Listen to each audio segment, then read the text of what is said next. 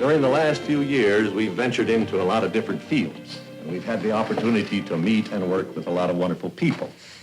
I only hope that we never lose sight of one thing, that it was all started by a mouse. Congratulations, Mr. Mickey Mouse. Congratulations to you.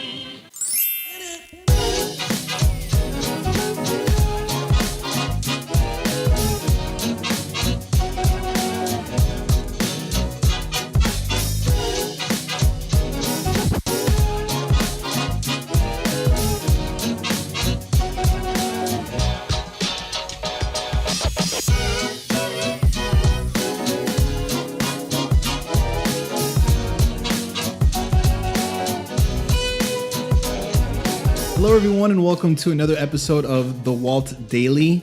We are on episode 62, and for those that don't know us by now, we're a Disney couple. One of us is a Disney fanatic, and one of us is Disney challenged, but somehow we've made a way to make this relationship work.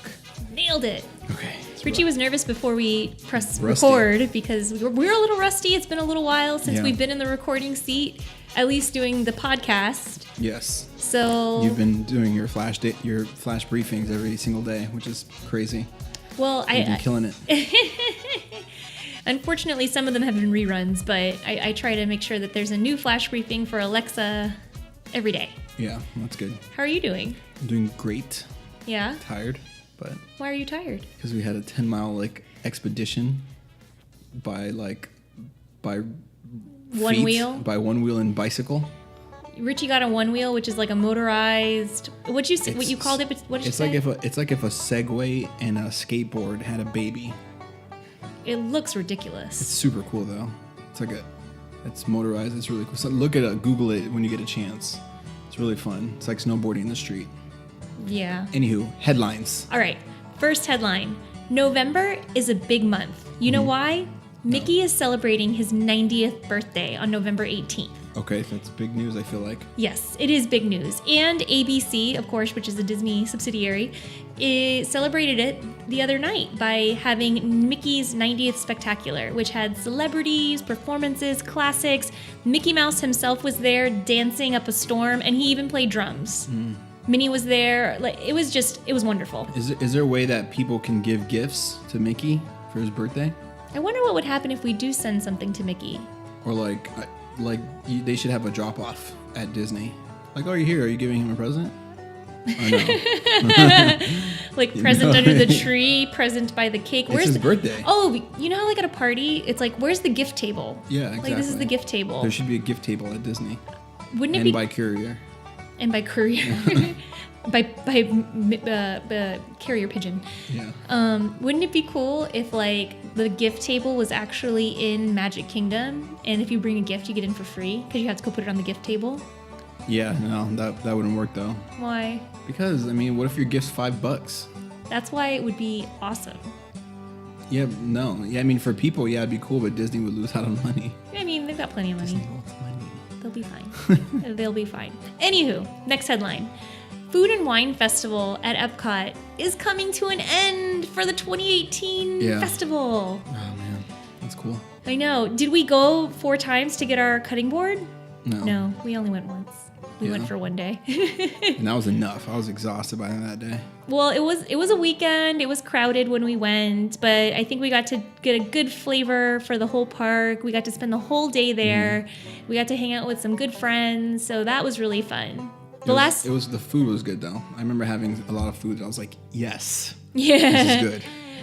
Richie's favorite dish was Flavors from Fire. I think that the booth was called, and it was a burger, wasn't it? Like a slider. Yeah. Yes, it was. It was a slider with some. It was very juicy. Yeah. It was like a steak burger almost. So what happened was he got it, and I thought he was going to get 2 because if he's the type of guy, if he finds something he likes, he really goes in for it. He's gonna stick with it. Which is why we're getting married. Now, so he only got 1, and I was sitting kind of relaxing on the lawn with a beverage, and he comes back with only one, and I was super surprised. And then we start walking back into World Showcase because the Flavors from Fire is kind of in Future World. And then all of a sudden he's like, I gotta go get another one. So he walks back to that booth and he's gone for like 20 minutes getting the second burger. Yeah, it was good. Yeah, it was good. Well, the last day for Food and Wine, if you wanted to go back for one last hurrah, is November 12th. No thanks. Okay. Well, it's going to be busy, so I could see why you maybe would say no. Yeah, that's really why. If we go during, and it sucks because now it's kind of like a down season during the weekdays. So if we go to weekdays, especially to the other parks, then it'd probably be not super crowded compared to how it usually is. But anyways, that's besides the point. To follow up on that though, even though Food and Wine is ending, there's going to be lots of things called holiday marketplaces that are going to be rolled out for the holidays. So fun booths also with holiday offerings. And then right on the heels of that, starting January 18th, is Festival of the Arts. Nice. So Epcot's not missing a beat. Even though Food and Wine Festival is ending, it might actually be, it's okay. We can move on and we're going to be taken care of. Okay. Last headline, the holidays. They are already in full swing at Disney. Mm-hmm. So if you go to our Facebook page, The Walt Daily, we reposted a time-lapse video of Magic Kingdom being transformed overnight from fall theming to holiday theming. So the wreaths, the hollies, the lights, everything is up. For the most part, I guess. What's funny about that is I was actually going to... like as you were talking about the holidays come, I saw that on Facebook, and I think it was on like some other. I saw it somewhere. I was like, oh, I wonder if she saw this. Yeah, Richie's the one who actually pointed it out first. I did? Okay. Yeah. Surprises on this show. Yeah. Cool. Okay. Yeah. So if you have a upcoming trip, you don't have to worry about if you wanted to see fall, you missed it, sorry. But you don't have to worry if you're wanting to see the holidays and you might be not going towards the closer to the holiday season. It's okay because the decorations are there. So awesome. Perfect. But let's move on because we've got a big episode today. On our last episode, we talked about Disneyland beginners and how we're clueless. Yeah. So, but we got a lot of great feedback from some listeners, some family, to just give us some ideas on how to tour the park.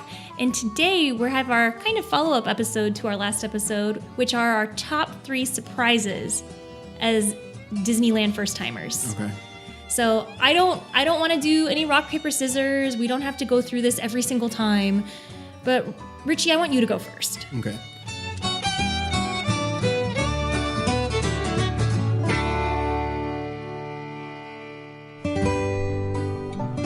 What's your first surprise? The first surprise, which was the most apparent, because the first place we went to was Magic Kingdom, right? So Disneyland Park? It was Disneyland, yeah. Which is like the Magic Kingdom version, just in LA. Anyway. Go on. In Anaheim. The freaking castle was so small. Yes. It looked like a Lego castle that someone built in their backyard. That was extremely big for a backyard. But too small for Disney. But way too small for Disney. I told my friend, one of my friends, I was like, hey man, this castle is crazy small.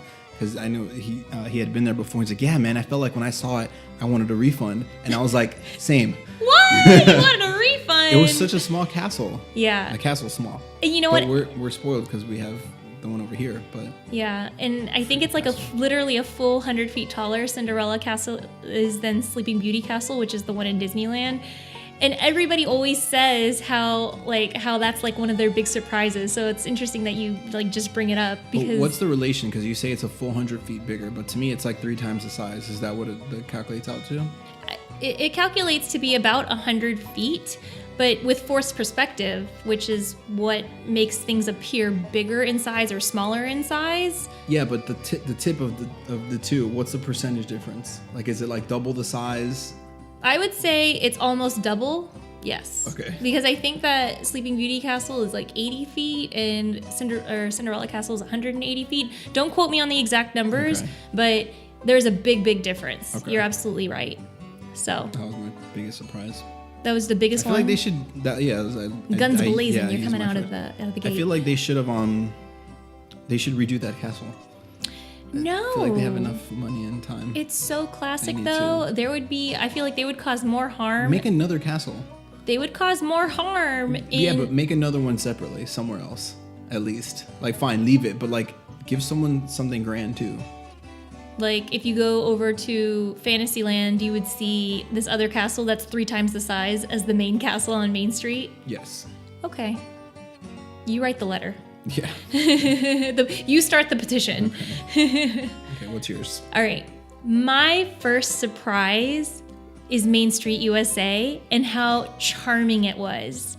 Main Street's one of those places, there's not really attractions. It's just a street with stores and some entertainment. But I feel like it was so much more authentic feeling to what I think Walt's vision was than what we have here in Magic Kingdom. And from the shop theming, just feeling so much more detailed and so much more turn of the century, it makes it almost seem like Magic Kingdom is the commercial cousin, like the commercial knockoff of what Main Street really should be. So from the stores, the penny arcade, they still have the magic shop at Disneyland, which we don't have at Disney World anymore. It just feels so much more legit than what we have here in Magic Kingdom. And really quick, I told my brother that's how my initial impression, and he totally agreed with me. And he's another Disney fanatic. Well, I'm gonna have to totally disagree with both of you because it seems like it's the exact same thing almost. The only difference that I saw that was probably like different, obviously, from Magic Kingdom was that the names were like, it seems like they kept the original names even if they replaced something. For example, there's a Starbucks in there. For example. There's a Starbucks on Main Street, but it's not called Starbucks. It's called something else, which I forgot the name of it now.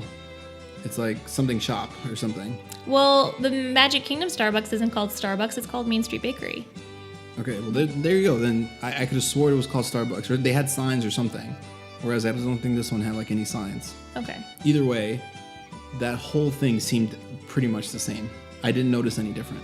I think that the basic skeleton is the same. Like, it still has a city hall, a fire station, but if you start to look at the details and the spaces and how much more maybe cozy they are, and how the theming is just a little bit more cozy, how much more like rich in detail some of the themings are in the store, or the theming is in the store, plural.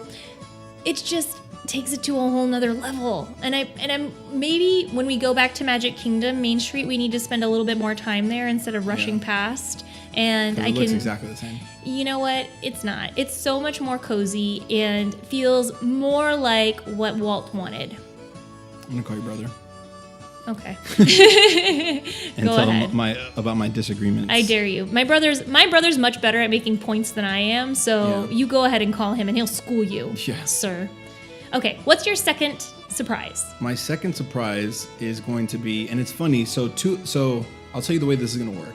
Oh So my gosh. out of the 3 surprises, 2 were negative surprises. 1 was a positive surprise. Ooh, this is interesting. So the second one is also going to be a negative surprise. Okay. Which is going to be the fact that like I felt like it was super inefficient.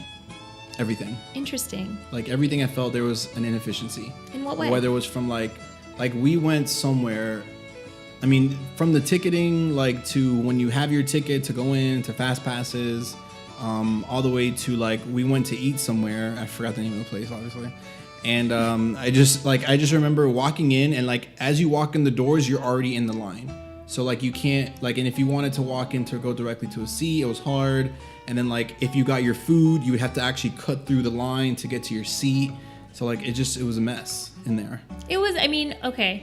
What you're describing sounds like crowd levels. So yeah, but it was also the way that the lines were kept. Like it wasn't an efficient layout as to like, and they didn't put the line in a good way to like maximize the space and walking efficiency, people going in and out or getting their food and going to their table. Okay. So I want to put this out there as well. We went on Columbus Day weekend, so in order to get our tickets, we did have to wait in a kind of an extensive line just to get our entry tickets. And then the way that they do ticket entry is by scanning the ticket and taking a picture of you on the first day that you use your ticket, if it's like a multi-day ticket. And another thing, I take out my glasses. You can't have your sunglasses on. To take a picture? Yeah. Well, because it's just time. It's just because it's inefficiency. eyes are where your soul I is. get They it. wanted to see But right to you. Over here, we have a fingerprinting thing that they should have implemented as soon as that thing came out. But you know what's funny Like though? it's like they have version 3 and they're still using version 1.5. Leave them alone. Leave Just saying. Disneyland alone. A lot of inefficiencies there Well, and compared to what we know. the fast pass is still kind of like a paper fast pass, sort of, because you do have to physically go to the attraction unless you have Max Pass, which you can do it on the app. But we didn't have Max Pass for our group, so we actually had to physically go to where the ride was. We scan our ticket, and then in order to come back, we would have to have them scan our tickets that contained our fast passes. Yeah. So I could see how it's just a little bit less in the digital age, but at the same time, with the ride or the line in the crowded eatery, Inefficient line. yeah. That's something that maybe can be solved with a bigger space, but it's a small space. All of Disneyland, everything that you'll see is small spaces. Yeah. Which But is there's completely no different There's from no marking though as to like where to be and like that kind of thing too. Which I mean, I'm sure again it could be the fact that there was crowd levels and who knows, maybe there's usually people in there and they might have been understaffed. Like I don't know. I'm just saying. But that was just like one example. You just felt like overall the experience was a little bit inefficient. Yeah, like anytime we had to like really do something, it just felt like it wasn't as efficient. Do you partially blame that on maybe our lack of experience in touring, or do you think? Okay. But yeah, I mean, but the thing is, I feel like they're supposed to also make it so that like if you're new or something, I don't know. I feel like it would still not feel hindering. Yeah. I mean, it's definitely possible. I mean, it's just one of those things from perspective, whereas like you have something to compare it to, so then there's perspective. But if you have no perspective, then technically it's not inefficient. But I have perspective.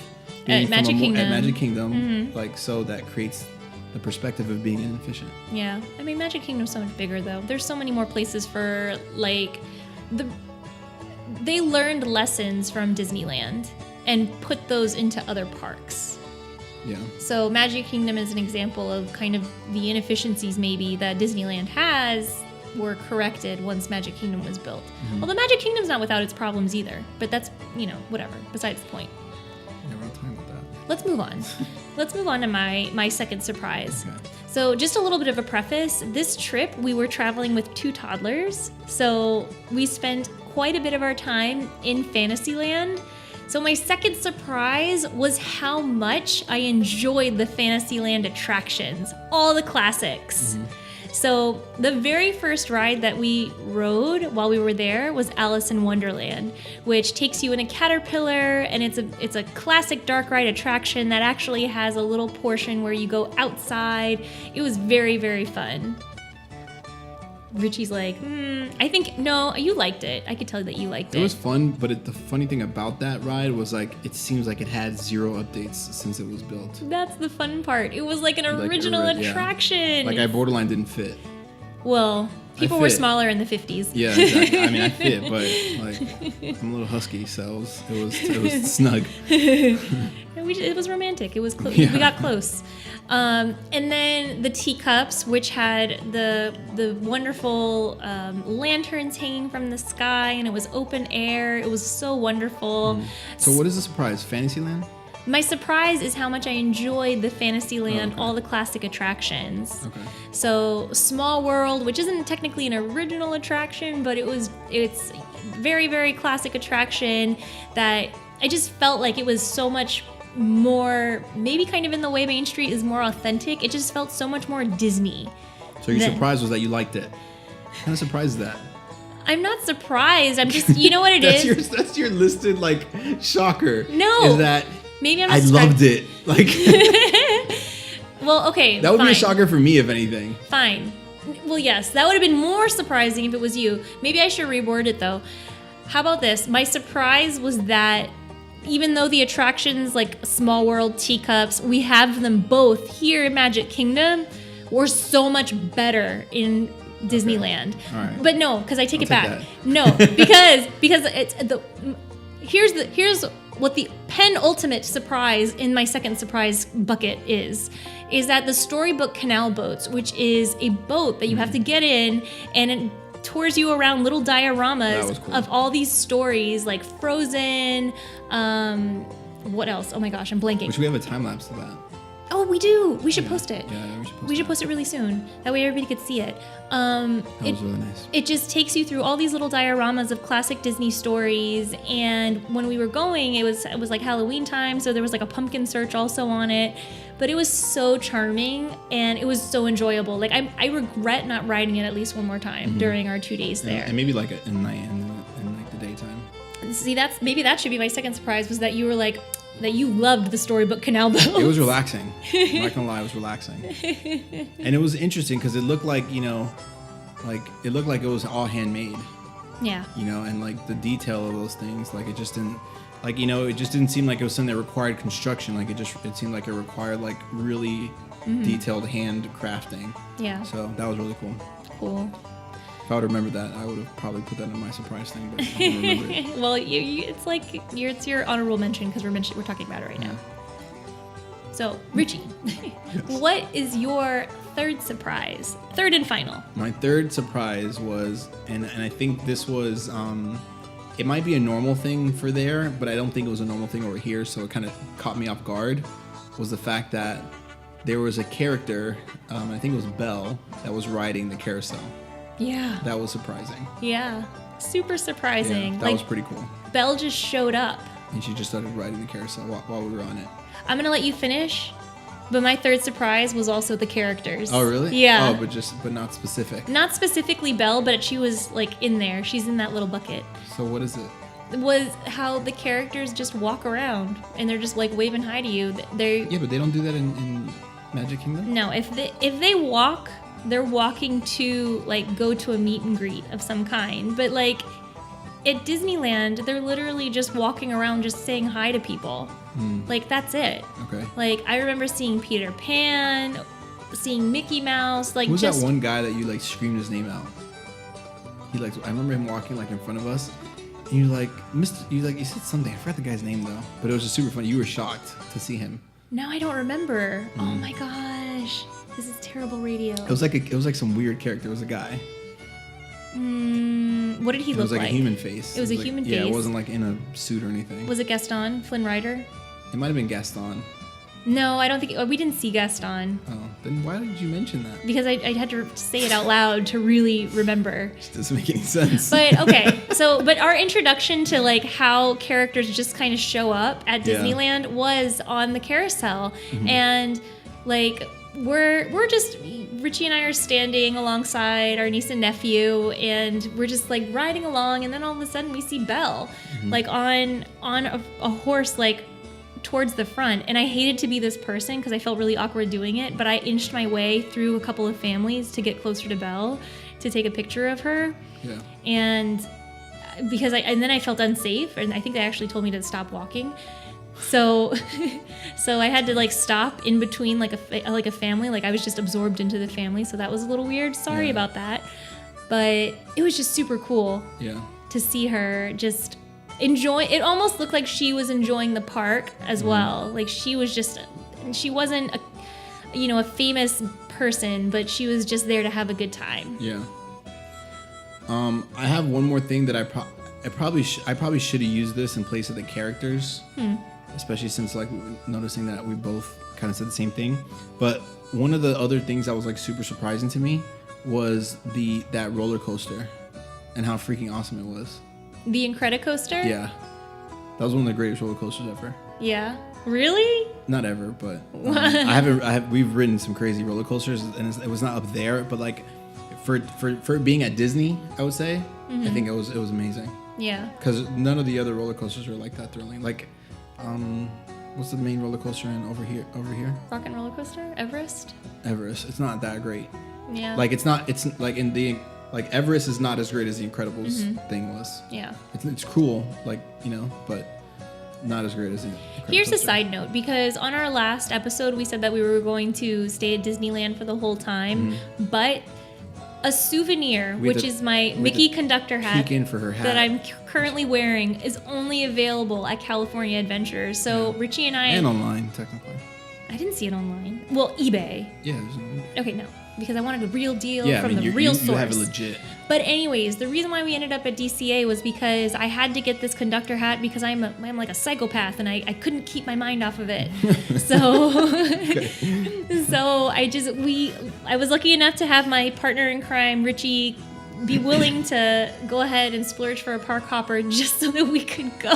Yeah, stupid hat's expensive. Yeah, I'm sorry. But anyways, but we got to see Cars Land, and that was a sight to see. Super well themed. We met that great couple on the line. Oh Remember? yeah, we met an awesome couple from Utah that we chatted with while we were waiting in line for the Incredicoaster, which was like about maybe an hour wait.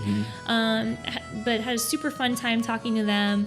And then Richie got to experience an awesome roller coaster at Disney, which he hasn't, I guess, experienced before. Not really. So it was pretty thrilling. It's super long You have too. to go see that. Yeah, it was worth it just for that one ticket. Like just for the ticket buy, like just to go straight, do that, and leave. Worth it. Good. Yeah.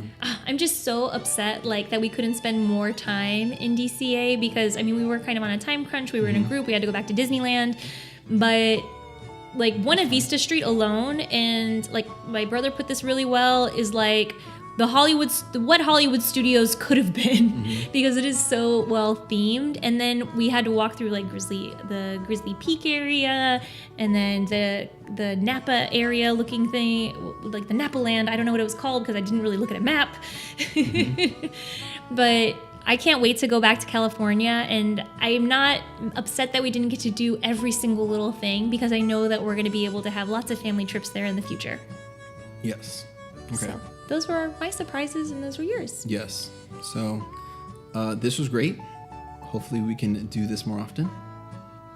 I'll see you. Wink, wink. I live in this house. We can do it at any time. I know. Thanks for everyone for tuning in. We really appreciate you. Follow us on your favorite social media platform. Please leave us a comment and a rating. Let us know what you think about the podcast. Connect with us on those social media platforms. Say hi. Let us know what you think. Let us know if there's a topic you want us to talk about. Yeah, all of that. And as always, we hope this brought a little bit of magic to your day. We'll see you next time.